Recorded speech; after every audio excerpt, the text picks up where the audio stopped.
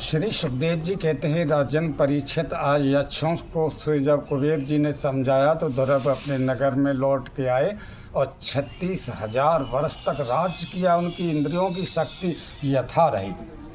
समझ रहे हो ना आप दुनिया वाले, 36,000 वर्ष तक राज्य किया।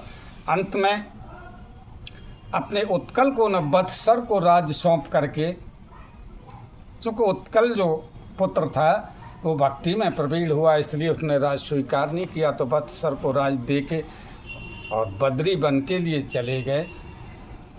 भगवान का ध्यान धारणा समाधि की, ऋषि मुनियों से मुलाकात की, अंत में भगवान के पार्षद लेने के लिए आए। ध्रुव ने आज गंगा मैया में स्नान किया। सभी ऋषि मुनियों को जो बद्रिका आश्रम में रहते थे प्रणाम किया और जैसे ही रथ पर चढ़ने के लिए तैयार हुए, रथ में बैठे, याद आया मेरी माँ। भगवान के पार्षदों से कहा, ध्रुव ने जो 2 पार्षद आए थे चतुर्भुज रूप में भगवान के स्वरूप थे, हे राजन। ध्रुव ने कहा मेरी माँ कहाँ है? माँ के बगैर मैं स्वर्ग के लिए या ध्रुव लोक के लिए नहीं जाऊँगा। तो पार्षद गंभीर वाणी में बोले, हे राजन, आपकी माँ आपसे पहले जा रही है।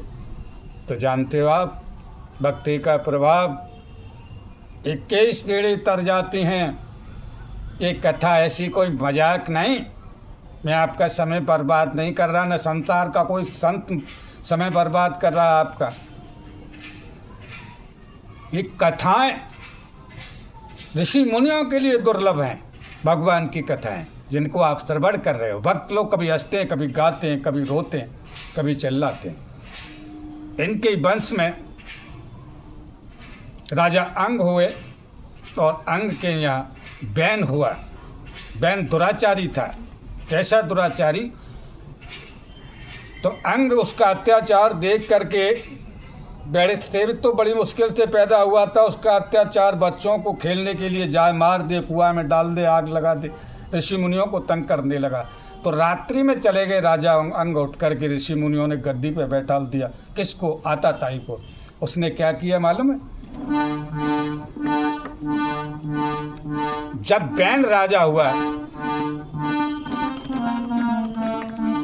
आज्ञा दी मेरे शासन में, हवन हो न कीर्तन हो। जब दुष्ट बैठते हैं तो कहाँ कजा गिरती है ब्राह्मण और संतों के ऊपर।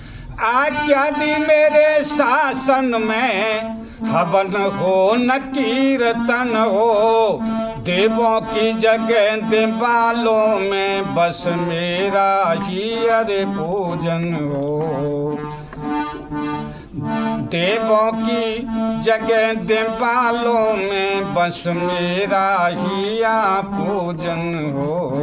और कहने लगा, मैं राजा हूँ, मैं ईश्वर हूँ। हो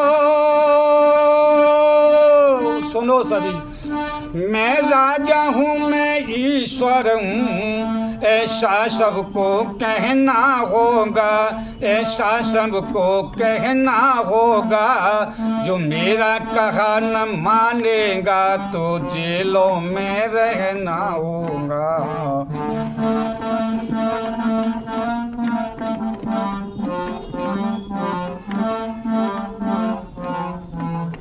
जो मेरा कहा न मानेगा तो जेलों में रहना होगा। ये आज्ञा थी। आज्ञा थी मेरे शासन में, हवन हो न कीर्तन हो। अरे देवालों से मूर्तियां हटा दो, मेरी पूजा करो। देवों की जगह देवालों में बस मेरा ही पूजन हो। मैं राजा हूँ, मैं ईश्वर हूँ, ऐसा सबको कहना होगा। और मेरा कहा न मानेगा तो फाटे खुले जेलों के लिए हैं। इसलिए सभी संत ऋषि डर गए इससे, अत्याचार से विचार करने लगे क्या किया जाए। राधे राधे शेष आएंगे।